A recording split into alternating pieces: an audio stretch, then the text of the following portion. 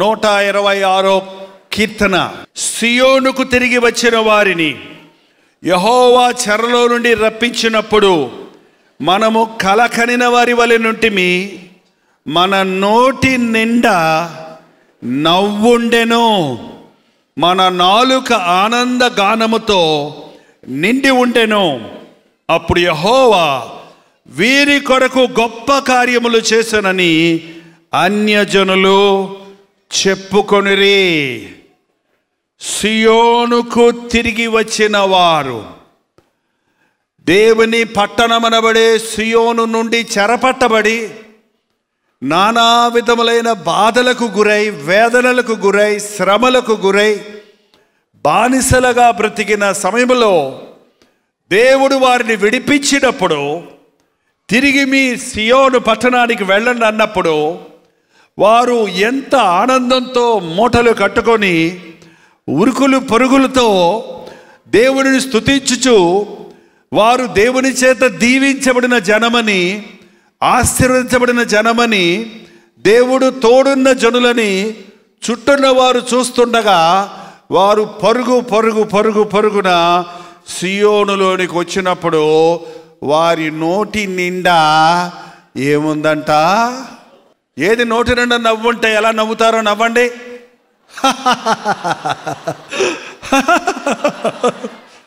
ఎంత కాలమైంది మనసారా నవ్వుకొని చెప్పండి. ఎంత కాలమైంది భార్యాభర్తలు ఇద్దరు ఒకరిని చూసి ఒకరు నవ్వుకొని చెప్పండి. ఇవాళ సాయంత్రం మీరు ఇంటికి వెళ్ళిన తర్వాత చేయాల్సిన మొదటి పని భార్యను చూసి భర్త, భర్తను చూసి భార్య పగలబడి నవ్వాలి.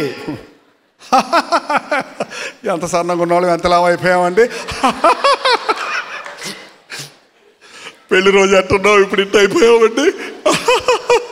ఎంతకాలమైంది భార్యాభర్తలు నవ్వుకొని. ఎప్పుడు చూసినా సీరియస్గా ముఖాలు ముడుచుకుపోయి ఉంటాయి. ముఖం అరుచుకుంటారు, కసురుకుంటారు, ఇసుక్కుంటారు. దేవుడు విడిపించిన జనుల మధ్య ఏముండాలి? సంతోషం ఉండాలి. హృదయంలో ఉన్న సంతోషం ముఖములో బయటపడుతుంది, మన క్రియల్లో, చేతల్లో, మాటల్లో వెల్లడి అవుతుంది. వారి నోటి నిండా నవ్వు ఉండెను, మన నాలుక ఆనందగానముతో నిండి ఉండెను. ఇవాళ కావాలనే పాటలు ఎక్కువ పాడించారు. నేను ప్రసంగం ఎక్కువ చేయదలుచుకోవాలి. ఎందుకంటే నాలుకలో ఏముంటుందంట? నాలుక నిండా ఆనంద గానం ఉంటుంది. అసలు ఈ క్రైస్తవుడు పాడుతూనే బ్రతకాలటండి. ఎలా బ్రతకాలట చూడండి. కొలసీలకు రాసిన పత్రిక 3వ అధ్యాయం 16వ వచనం. సంగీతములతోనూ కీర్తనలతోనూ ఆత్మ సంబంధమైన పద్యములతోనూ ఒకనికొకడు బోధించుచు, బుద్ధి చెప్పుచు, కృపాసహితముగా మీ హృదయములలో దేవుని గురించిన గానము చేయుచు, సమస్త విధములైన జ్ఞానముతో క్రీస్తు వాక్యము మీలో సమృద్ధిగా నివసింపనీయుడి. సంగీతములతో, కీర్తనలతో, ఆత్మ సంబంధమైన పద్యములతో. మన భారతదేశం పద్యాలకు పుట్టినిల్లండి. కవితలు, పద్యాలు, కీర్తనలు, సంగీతాలు, దేవుని వాక్యాన్ని సంగీతంగా చేసి దాన్ని ఆలాపిస్తే అనేక హృదయాలకు కదలిక వస్తుంది. అందుకే నేను చెప్తున్నాను, మీ ఇళ్లల్లో దేవుని సంగీతాలు వెళ్ళనివ్వండి. చికాగ్గా ఉన్నప్పుడు ఒక చక్కటి పాట వింటే, సమయానికి అనుకూలమైన పాట వింటే, మనం బాధలో ఉన్నప్పుడు ఓదార్చే పాటలు ఉన్నాయి, మనం సంతోషంగా ఉన్నప్పుడు ఉత్సాహపరిచే పాటలు ఉన్నాయి, మనం మత్తులో ఉన్నప్పుడు మత్తు విడిపించే పాటలు ఉన్నాయి, మనం నిర్లక్ష్యంగా ఉన్నప్పుడు భారాన్ని కలుగజేసే పాటలు ఉన్నాయి. పద్యాలు, కీర్తనలు, సంగీతములతో మీరు ఒకరికొకరు బుద్ధి చెప్పుకోండి. యవ్వనస్తుల్ని పట్టుకోవాలంటే వారిని ఆకర్షించేది సంగీతం. ఆ సంగీతం సరైన సంగీతం లేని మూలాన అనేకమైన సాతాను సంబంధమైన సంగీతాలతో మనుషులు మోసపోతున్నారు, నష్టపోతున్నారు. దేవుని బిడ్డలమైన మనం ఈ కొత్త సంవత్సరంలో ప్రతి వారు ఇంట్లో మాట్లాడుకున్నప్పుడు సంగీతాలతోనే మాట్లాడాలి. బాగున్నారా? బాగున్నాను. అన్నం తిన్నారా? చాలా బాగుంది, తిన్నాను. వంకాయ పచ్చడి ఎట్లన్నది, చాలా బాగున్నది అని రాగం పెట్టాడు. బుద్ధి లేదా నీకు? లేదండి నాకు. బుద్ధి చెప్పుకునేటప్పుడు కూడా పాట పాడాలంటాడు. ఓరే దరిద్రుడా, ఎందుకు నన్ను దరిద్రుడు అంటావు ఏంటండి? మనం అలా చెప్పుకుంటే కోపం లేకుండా నవ్వుకుంటా మందహాస్యంతో ఏంటండి చిన్న చిరునవ్వుతో ఒకరినొకరు తప్పుదిద్దుకుంటే ఇంట్లో ఎంత పీస్ ఉంటుందో తెలుసా? హెడ్ఏకులు ఉండవండి, ఇండైజెషన్ ప్రాబ్లం ఉండదు. టెన్షన్ అంటారు చూడండి, టెన్షన్ అని, ఆ టెన్షనే ఉండదు. ట్రైన్ వెళ్ళిపోతుంది, తొందరగా రండి, వచ్చేస్తున్నాను, ఉండండి మీరు చెప్తుంటే వస్తుంది. ఏంటండి దేవుడు ఆశించింది అదే. దేవుని బిడ్డల జీవితాల్లో దుఃఖం అనేది, విచారం అనేది యేసుక్రీస్తు చేసింది కాదంట. ఆయన హృదయపూర్వకముగా నరులకు దుఃఖమునైనను విచారమునైనను కలుగజేయువాడు కాడు. అది పాపం వల్ల వచ్చిన ఫలితం. ఈ రోజున అది మనల్ని పట్టి ఏళ్తుంది. ప్రభువు మనకి సంతోషాన్ని ఇవ్వడానికి వచ్చాడు. నా సమాధానం నేను మీకు ఇచ్చి వెళ్తాను, నా శాంతిని నేను మీకు ఇచ్చి వెళ్తానని ప్రభు చెప్పి ఉన్నాడు. ఈ రోజున పద్యములతో, వాక్యముతో, సంగీతముతో దేవుని వాక్యాన్ని మన హృదయంలో సమృద్ధిగా ఉండనివ్వండి. ప్రభు విడిపించిన వారి నోటి నిండా నవ్వుంటుంది, వారి నాలుక నిండా ఆనందగానము ఉంటాయి. 2వ వచనం మళ్ళీ 126:2. మన నోటి నిండా నవ్వుండును, మన నాలుక ఆనందగానముతో నిండి ఉండును. అప్పుడు యెహోవా వీరి కొరకు గొప్ప కార్యములు చేసినని అన్యజనులు చెప్పుకుంటారు. నీలో ఉన్న గొప్ప కార్యాలను చూసి, మీ మధ్య ఉన్న ప్రేమను చూసి, మీ మధ్య ఉన్న హార్మోనీ అంటే తెలుసా అండి? ఆ కీబోర్డ్లో హార్మోనీ కీస్ ఉంటాయి. ఆ కీస్ ఎలాగుంటాయి తెలుసా? కొన్ని పొట్టుగుంటాయి, కొన్ని పొడుగ్గుంటాయి, కొన్ని నల్లగుంటాయి, కొన్ని తెల్లగుంటాయి, కొన్ని బ్యా అంటాయి, కొన్ని కీ అంటాయి, కొన్ని టూ అంటాయి. అన్నీ రకరకాలైన వ్యత్యాసమైన శబ్దాలు ఇస్తుంటాయి, రకరకాలుగా కనపడుతుంటాయి. కానీ వాటిని కలిపి ఒక వ్యక్తి వాడినప్పుడు అవన్నీ కలిపి వచ్చే సంగీతం ఎంత బాగుంటుందంటే హై నోటు, లో నోటు, చక్కటి సంగీతం, వినసొంపైన సంగీతం వస్తుంది. దేవుని బిడలమైన మనం కూడా, నాలాగా ఆయన ఉండడు, ఆయనలాగా నేను ఉండను, నీలాగా మరొకడు ఉండడు, మరొకలాగా నీవు ఉండడు. నీలో ఉన్న తలాంతు వారిలో లేదు, వారిలో ఉన్న తలాంతు నీలో లేదు. వారు నీకంటే ఇంకో విషయంలో గొప్పవారిగా ఉన్నారు, నీవు మరో విషయంలో గొప్పవారిగా ఉన్నావు. వారు నీకంటే ఒక దాంట్లో తక్కువగా ఉన్నారు, నీవు ఇంకో దాంట్లో తక్కువగా ఉన్నావు. ఒక్కొక్కసారి మనం కంపేర్ చేసుకొని ఇతరులను పక్కన పెడతాం. ఇతరులను చులకన చేయటం వల్ల అక్కడ ఒక కీ పని చేయలేదంటే, కీబోర్డ్లో ఒక కీ పని చేయలేదంటే సరైన సంగీతం రాదు. అక్కడ ఏమొస్తుందో తెలుసా? అపశృతి వస్తుంది. ఏమొస్తుంది అక్కడ? అపశృతి. మన జీవితాల్లో కూడా వ్యక్తిగతంగాను కుటుంబంగాను మనం ఒకరినొకరు సంతోషపెట్టుకోవడానికి చూడాలి, కానీ ఒకరినొకరు ఏడిపించుకోవడానికి ప్రయత్నించకూడదండి.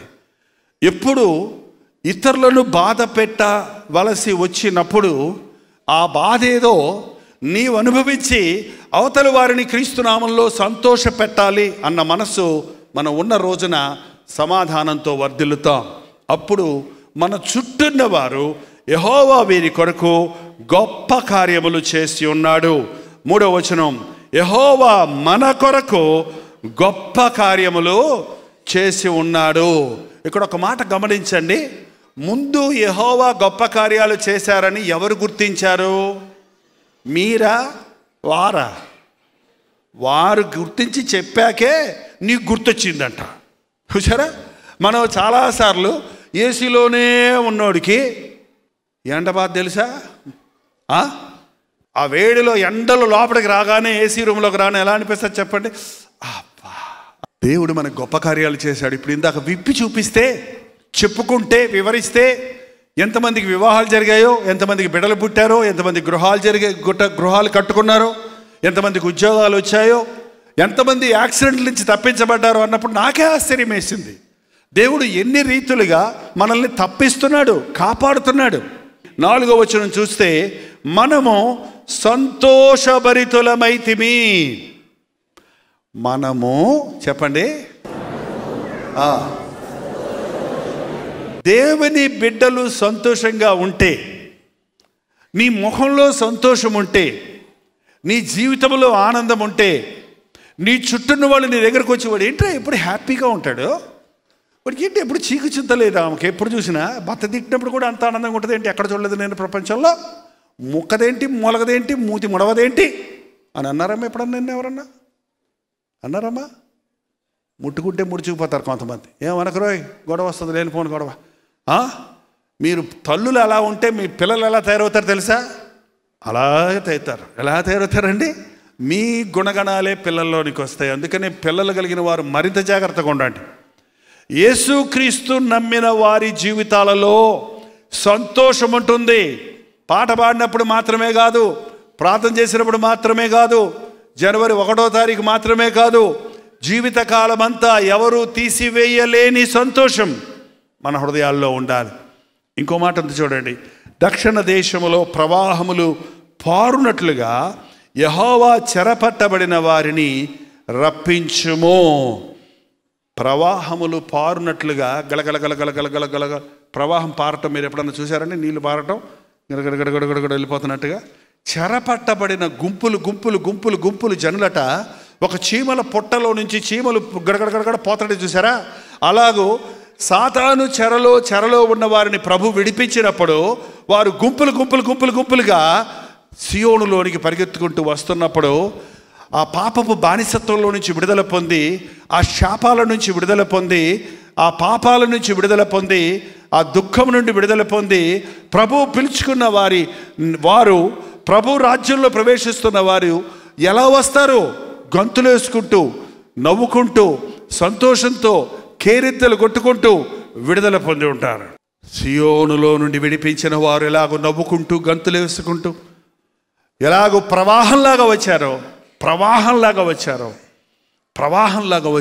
అలాగూ నేను రప్పిస్తాను అంటున్నాడు ప్రభు. అలాగూ నేను రప్పిస్తాను.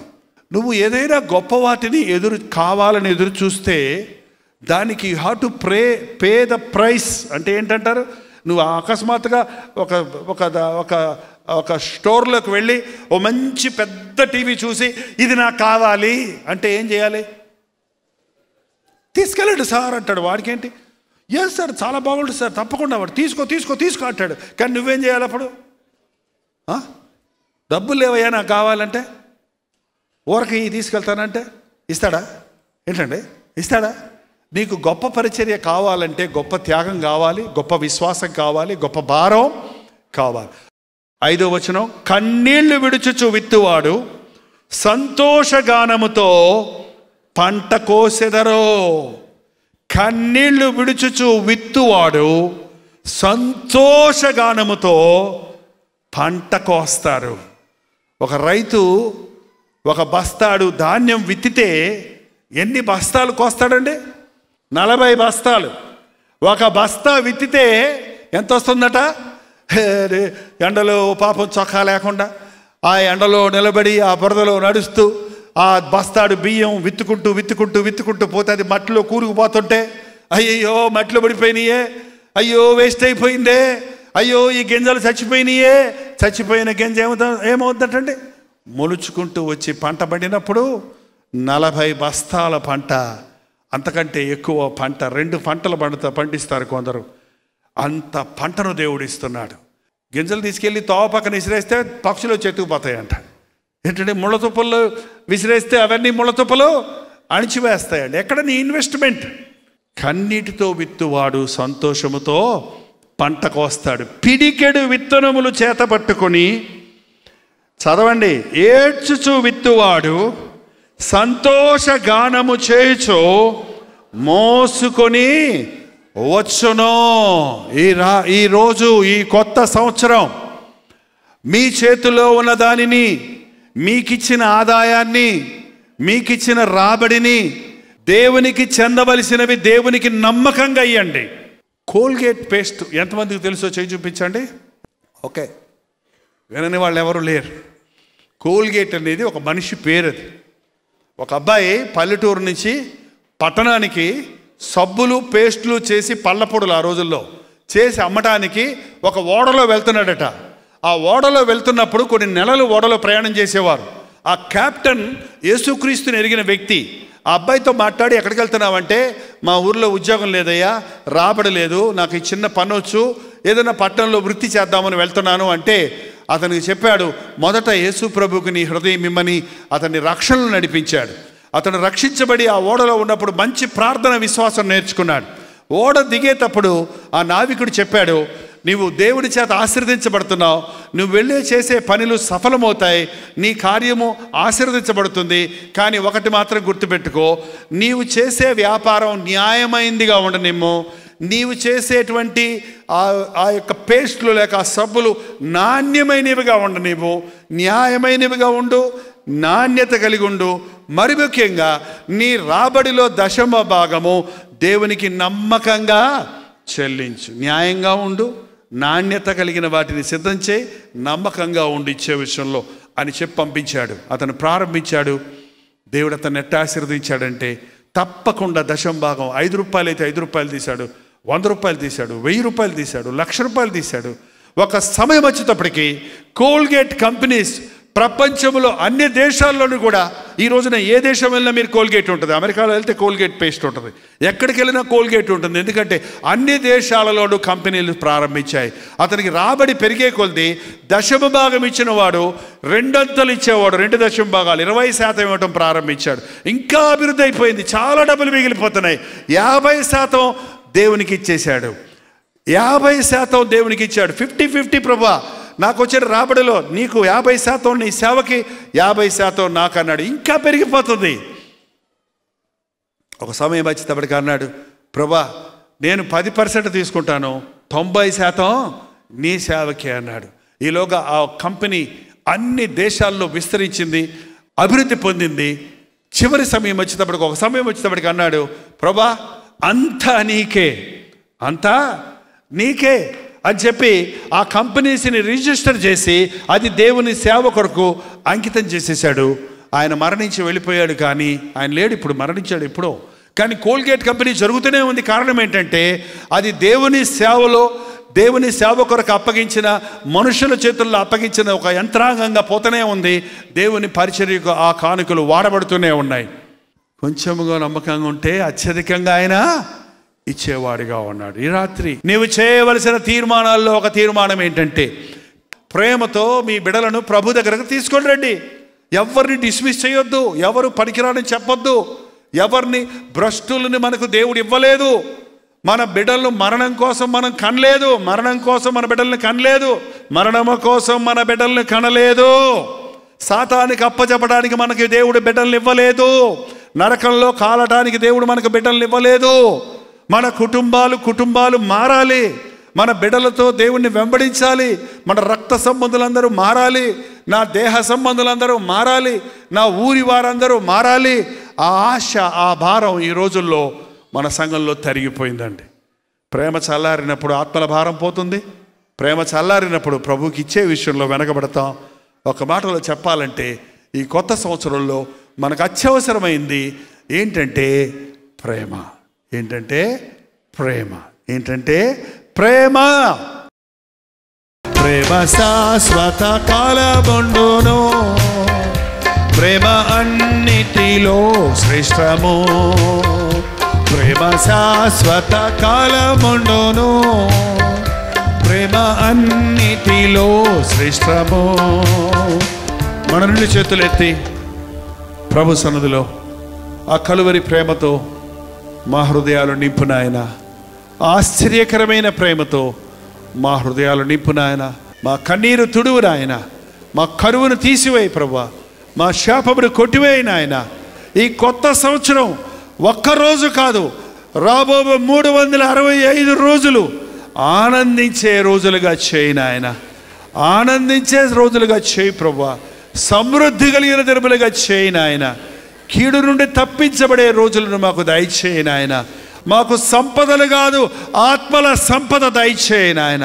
మా దగ్గరున్న పిడికెడు గింజలు కన్నీటితో విత్తటానికి, విశ్వాసముతో విత్తటానికి, నీవిచ్చే ఆశీర్వాదముతో, సంతోషముతో పనులు కొయ్యడానికి, పనులు మోసుకొని వెళ్ళడానికి సహాయం చేయి. నోరు తెరిచి ప్రతి ఒక్కరూ ప్రార్థన చేద్దాం. ప్రార్థన. పరిశుద్ధుడా, ప్రేమగల తండ్రి, ఒక్కసారి మమ్మల్ని చూడయ్యా. ఇంకా ఏ కుటుంబంలో అయితే నవ్వు లేదో, సంతోషం లేదో, ఆనంద గీతాలతో, సంగీతాలతో నీతిమంతుల గుడారాలను దీవిస్తారన్న మాట లేదో, అట్టి వారి కుటుంబాల్లో ఉన్న అరుపులు, కేకలు తీసివేయన ఆయన, ఏడ్పులు, పెడబొబ్బులు తీసివేయన ఆయన, మా ఇళ్లలో తిరుగుబాటు స్వభావాలు లేకుండా చేయన ఆయన. భార్య భర్తల మధ్య సమాధానం దయచేయి తండ్రి. బిడ్డలు తల్లిదండ్రులకు లోబడుటకు సహాయం చేయి. కుటుంబాలు కట్టబడుటకు సహాయం చేయి నాయన. పెళ్ళిళ్ళ విషయంలో ఆగిపోయినవని విచారముతో ఉన్న వారి వివాహాలు ఈ సంవత్సరంలో జరగాలి. అద్భుతాలు చేసే దేవుడివని నిరూపించు నాయన. ఇక నాకు బిడ్డలు పుట్టరా, నా గర్భము తెరవబడదా అని నిరుత్సాహంతో ఉన్న వారిని ఈ సమయంలో జ్ఞాపకం చేసుకో తండ్రి. నవ్వుండునట్లుగా సారా నవ్వనేలా. అవును, దేవుడు నీకు స్త్రీ ధర్మము ఊడిగిపోయినప్పటికీ, నీ గర్భములో థైరాయిడ్స్ ఉన్నప్పటికీ, నీవు గర్భము ధరించవని వైద్యులు చెప్పినప్పటికీ, నాకు అసాధ్యమైనది ఏదైనా కలదా అన్న దేవునికి సమస్తము సాధ్యమని విశ్వసించు. గర్భాన్ని తెరియువాడు ఆయనే, గర్భాన్ని మూయువాడు ఆయనే. దేవా, నీ గొప్ప కార్యాలు మా అందరి జీవితాల్లో జరగాలయ్యా. ఏ కొరతలు గత సంవత్సరంలో మాలో ఉన్నాయో, ఏ లోపాలు మా జీవితాల్లో ఉన్నాయో, ఏ అవసరతలు మా జీవితాల్లో మిగిలిపోయినవో, వాటన్నిటి నుంచి ఈరోజు మేము విడుదల పొంది వెళ్ళాలయ్యా. ఇదొక ఆనందకరమైన నిజమైన హ్యాపీ న్యూ ఇయర్గా మాకుండటానికి సహాయము చేయము. యేసు క్రీస్తు నామములో అడుగుచున్నాము తండ్రి. ఆమేన్.